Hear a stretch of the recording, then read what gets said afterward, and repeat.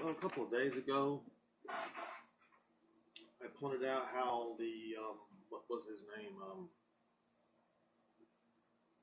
Caligula. Caligula was the one who ordered his statue as Zeus or as Jupiter to be placed in the temple in Jerusalem. And he started the downward spiral of animosity between the Romans and the Jews. Exactly the way that Antiochus IV did. What I want to do today is I want to make sure that everyone understands that the emperors of Rome was cult-like. Their fanatical pagan religion was cult-like. Let me give you an example.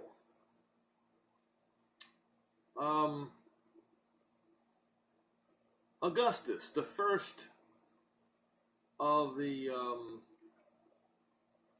seven heads written about in Revelation, when he died, they made a statue or a graven image of him as Jupiter.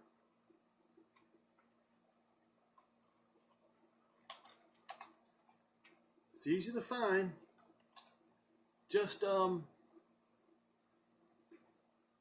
type in on Google Augustus as Jupiter, and you will see the statue of Emperor Octavian Augustus as Jupiter. After his death, Augustus was deified in the Hermitage statue created during the reign of one of Augustus's followers in the first half of the first century.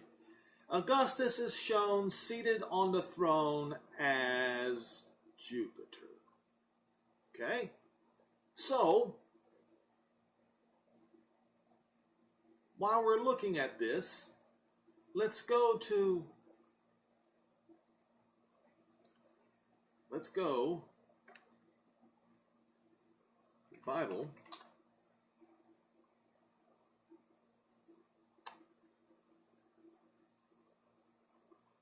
What is it? 2 Thessalonians?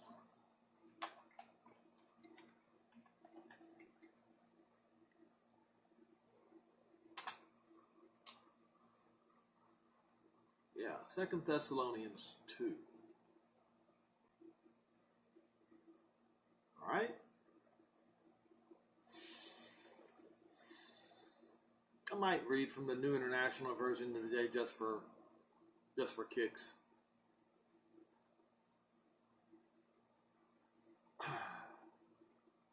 I'll start in verse 3.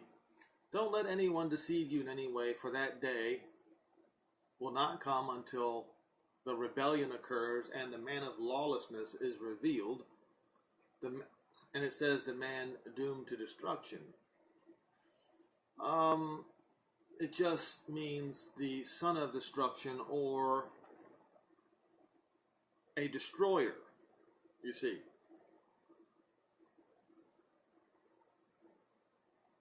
So this doomed to destruction is a slight mistranslation.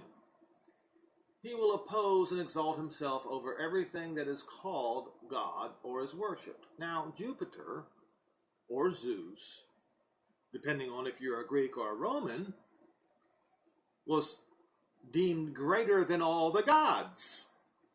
So you can insert here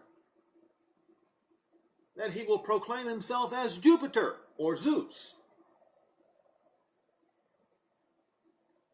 But then he sets himself up in the temple. Now, as I mentioned before, Paul always mentioned, with the exception of the time where he went to Jerusalem, he typically mentioned the church as the temple. However, he did mention the temple as a temple as well. And one of the Roman emperors did, in fact, do this very thing. That's why I pointed out the other day, it was Caligula who did it. It was Caligula who did that act. Okay? Now, but see, the wickedness didn't start with Caligula. The wickedness started with Augustus, the first of the 7 heads.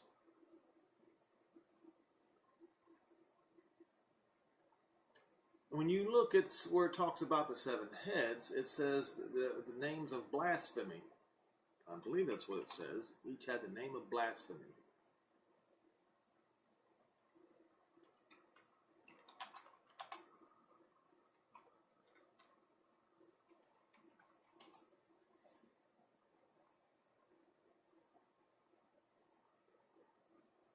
All right, Revelation 17, verse 3.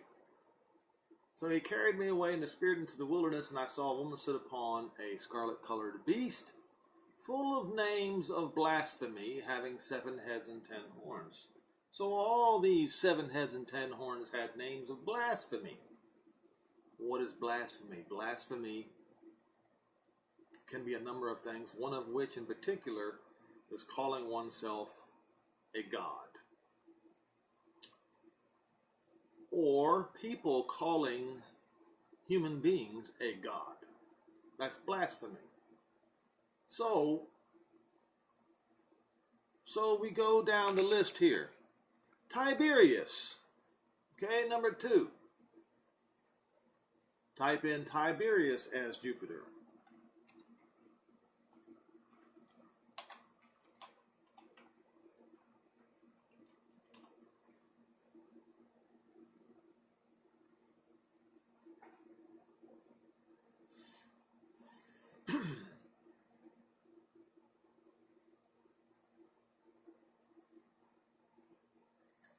And you will see these images of Tiberius as Jupiter. Once again, the one who came after them simply deified the man and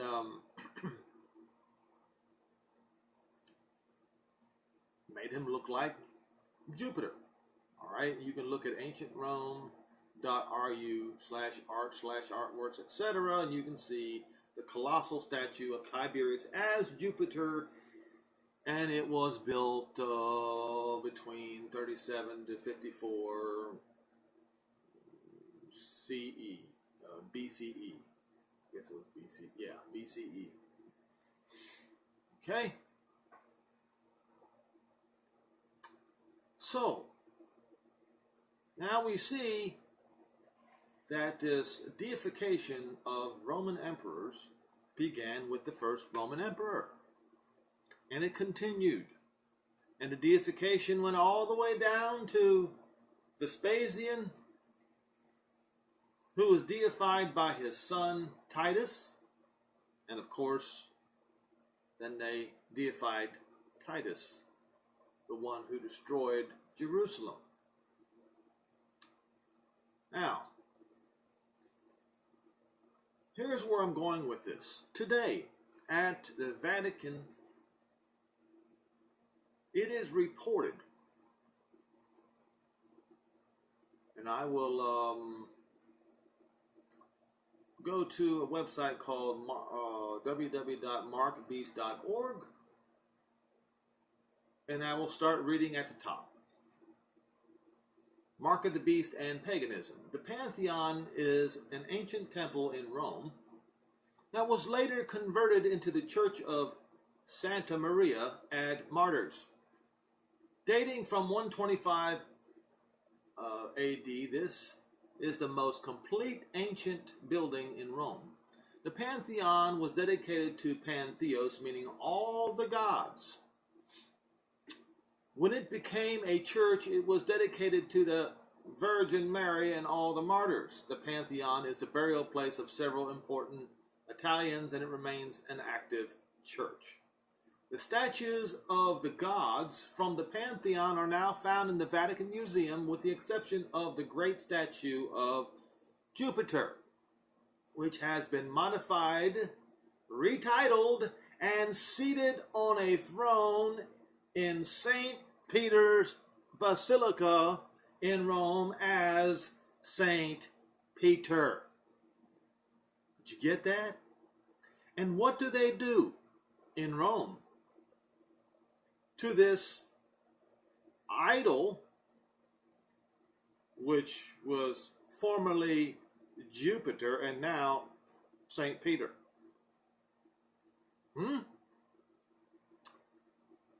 Thousands of pilgrims kiss the foot of Jupiter while thinking it is a statue of Peter and have nearly worn it away. Notice the sun wheel above its head. Note that the pattern on the wall behind the statue utilizes the symbol of Baal.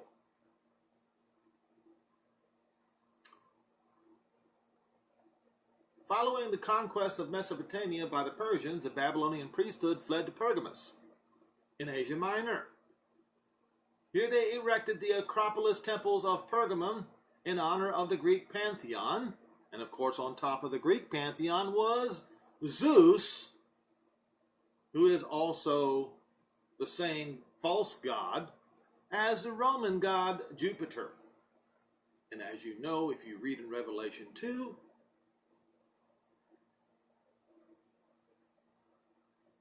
Yehoshua, Messiah, talks about the seat of Satan being in Pergamon.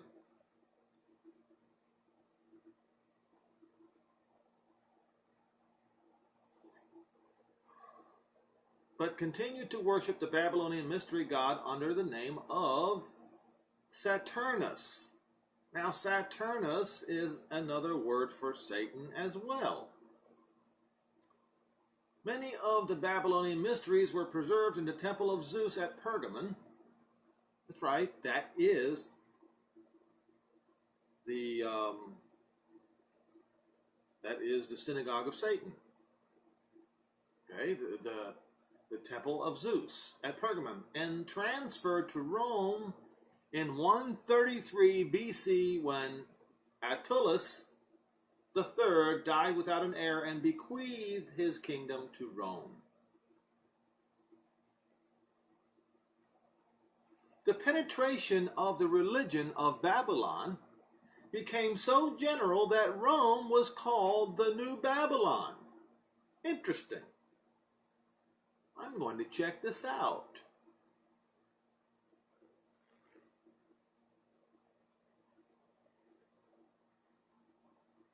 Interesting.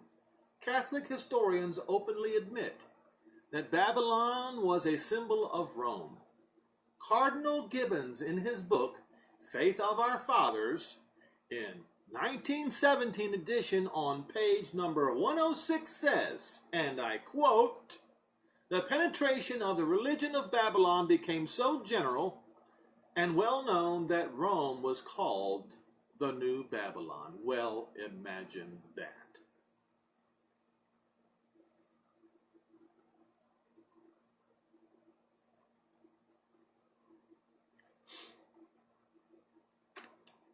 Now, this is long. If you want to read the rest of it, you can. There's concerning the worship of the serpent. Romans adopted the worship of the serpent as a symbol of power. They carried the soul to heaven. So you see, folks, this idea that you go to heaven when you die comes from the dragon, the serpent religion.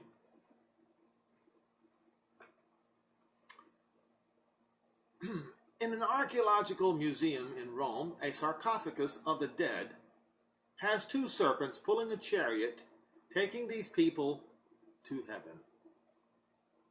Rome had also adopted the symbol of the serpent as the healer, as have many countries, yes, including the United States of America. A Roman bath in Bath, England, noticed the serpent as a symbol of healing. Even the United States has adopted the serpent called Asclepius in the medical field. In Greece, this serpent was the god of drugs and medicines, a counterfeit healer. Okay, at the door handle, there's a serpent door handle in the new St. Mary's Cathedral in San Francisco, California. The serpent we have already seen becomes a symbol of healing in many countries. It is hard to imagine a symbol that represents Satan on the door of a cathedral. One would think that they would have to know what the Bible says it represents. Now, dragon on a large papal crest in the Vatican Museum.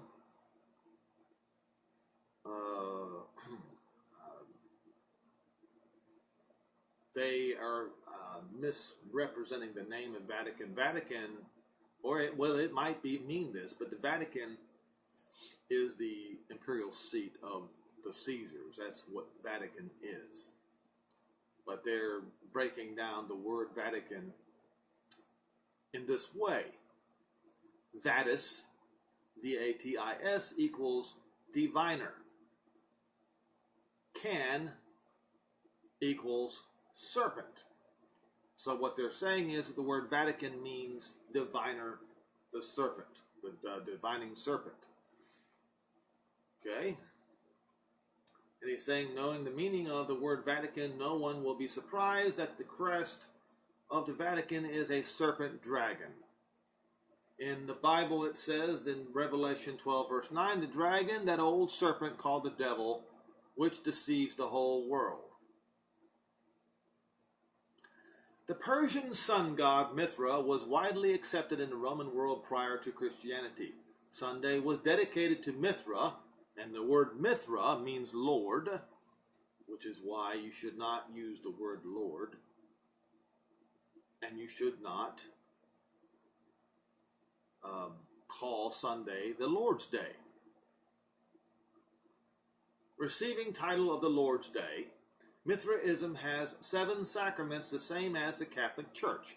The Eucharist hosts were signed with a cross, an ancient phallic symbol which originated in Egypt, and the Egyptian cross, the ankh, still shows the original form, which includes a female symbol.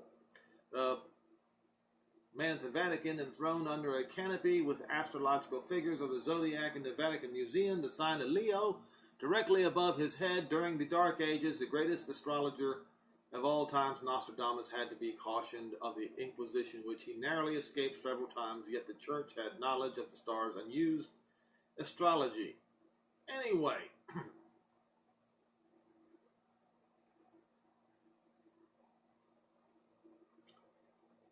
and like I said, you can continue reading this. I think you get the gist of what I'm saying.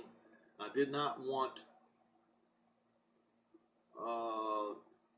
the main focus of what I wanted to talk about here is what these folks did with the statue of Jupiter. They converted it into the statue of, as they say, St. Peter, but it in fact is the statue or the idol of Jupiter, who is Zeus in Greece, and Zeus is Satan.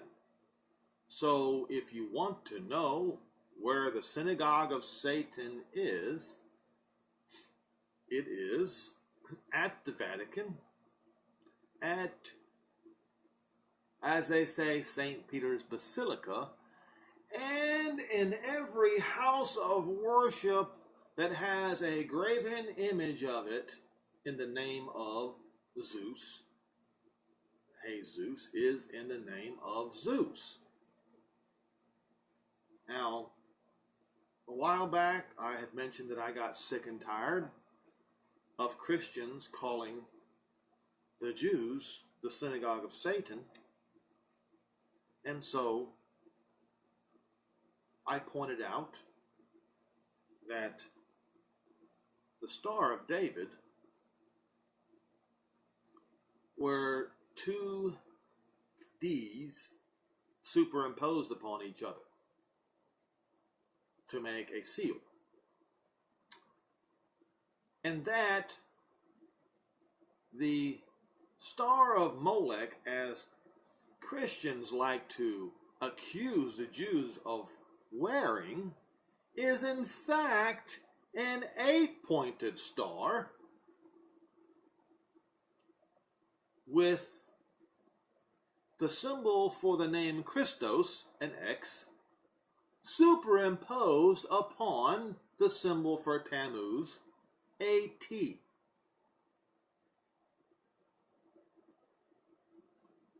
It's on the British flag, where you have your regular cross superimposed upon, as they say, the cross of St. Andrew. That is the Star of Molech. Okay?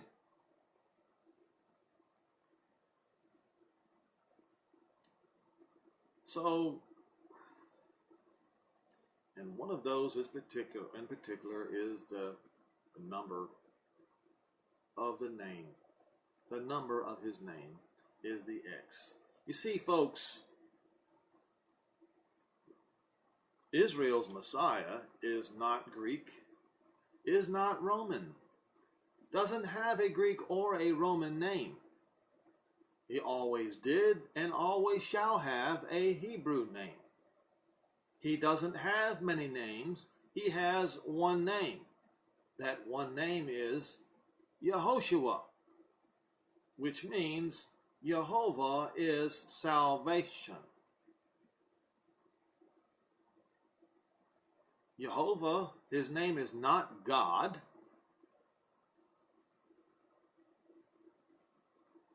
Yehoshua said to call him Father, because he is our Father in heaven. That's not that hard to do. You can say Father in many different languages. But you can only say the Messiah's name and the name of the Father in one language, and that's Hebrew. One name.